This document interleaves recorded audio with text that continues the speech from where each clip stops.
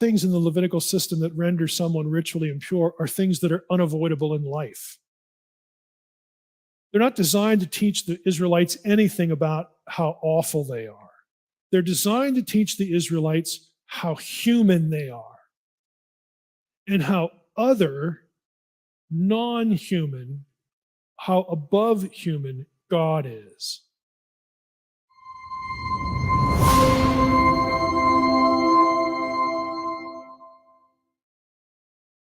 Leviticus 16 we associate with the Day of Atonement because that is the chapter where the ritual ceremony is laid out and provided. Leviticus 16 and verse 8, again, we're familiar with the fact that Aaron is told to pick 2 goats. Cast lots over the 2 goats. So we've got 2 goats. Aaron casts lots over them. One of the goats, again, if you did the reading for today, this is going to be familiar.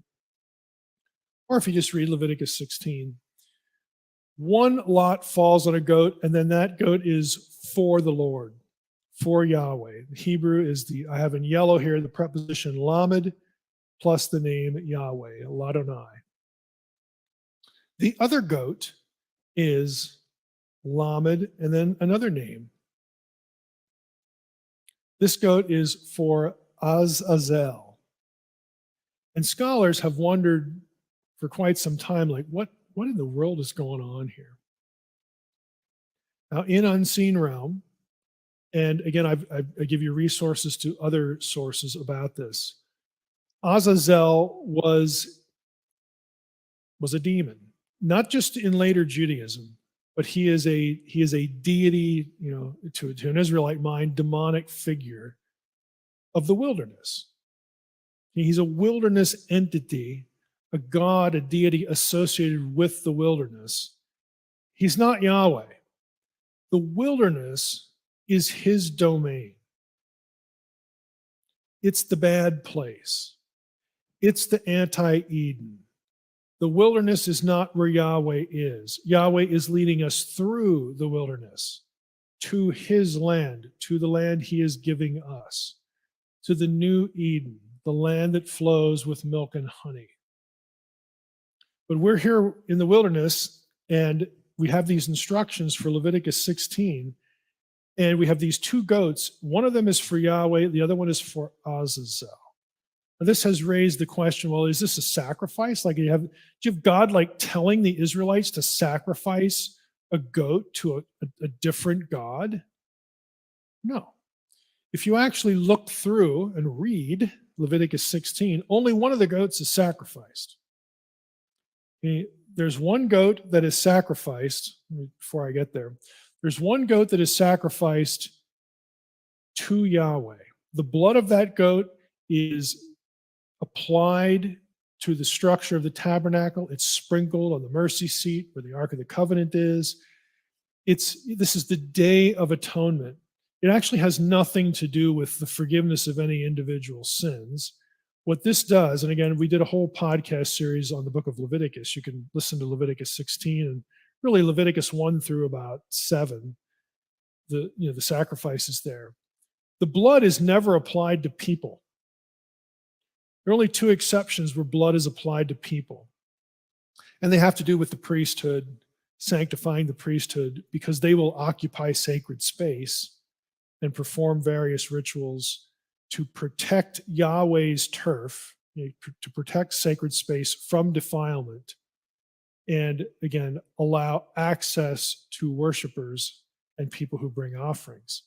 The offerings are consistently about purging, cleansing sacred space so that the people are accepted into sacred space, or at least onto some part of sacred space, to bring their offering, regardless of whatever kind of offering it is.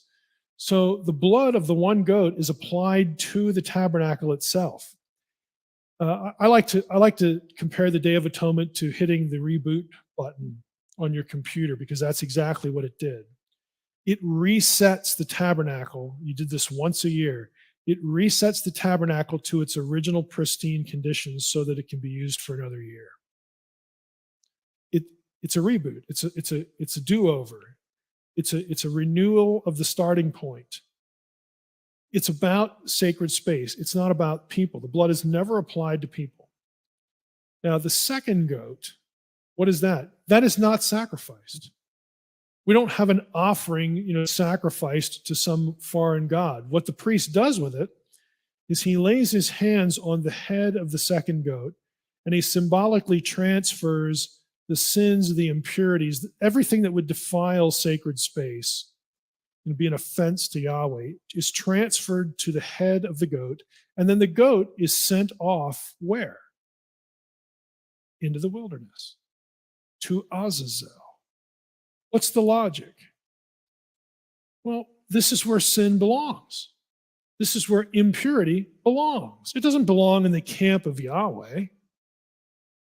Much less sacred space. It doesn't belong anywhere here in Yahweh's people, because Yahweh's people themselves are sanctified. They are set apart from other peoples. They're not, to worship other gods, obviously, but they're not. They even have their own land. Okay, they're completely separate. They're to be a kingdom of priests and a holy, a set apart nation. So once a year, we're going to hit the reboot button, and we're going to send all of the impurities, all the things that are anti-Eden, back to anti-Eden. Because Eden, the camp, the holy company, the holy family, and God's domain needs to be purified. And we reset the tabernacle so that as we go, and people become ritually impure by, maybe they touch a dead carcass or a woman in her menstrual cycle. We could talk about all these things, what the logic is. None of those things have to do with moral failure or moral impurities. They're not sins, okay? What they are is there are things that happen to people that render them ritually impure. And all the things in the Levitical system that render someone ritually impure are things that are unavoidable in life. They're not designed to teach the Israelites anything about how awful they are. They're designed to teach the Israelites how human they are and how other, non-human, how above human God is. This is the point. This is the logic of the system. We've sort of read New Testament forgiveness and sacrifice of Jesus' terminology back into the Old Testament, and therefore we don't understand what's going on here. What we should do is understand what's going on here and then read that into New Testament material. That typically isn't what happens. We do the reverse, and it creates a lot of confusion. Again, this isn't a class session on the priesthood and the sacrificial system, but again, we're getting into this a little bit here, just in sort of the most dramatic example here with the Day of Atonement. You put impurity and sin and defilement, and whatever label you want to put on it, everything that is anti-Eden, you cleanse the sacred space, you reboot the community, and you take all that stuff that is incompatible with the presence of God, and you put it out there because that's where it belongs.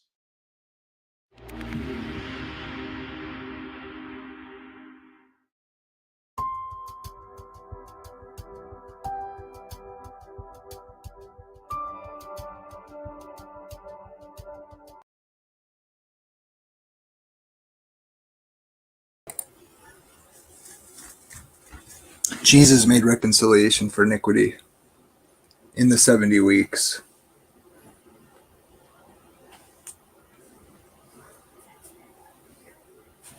Sin is still in the world. And when Christ brings salvation to the saints at his coming, the door will be shut, fates will be sealed, and at the end of the 1,000 years, all sin will be excommunicated from holy ground by its consumption in the lake of fire. Then God will be all in all. Jesus already paid for the sins of the world, and those attached to their sin will be consumed with Satan when God's recreated heavens and earth will be set right forever.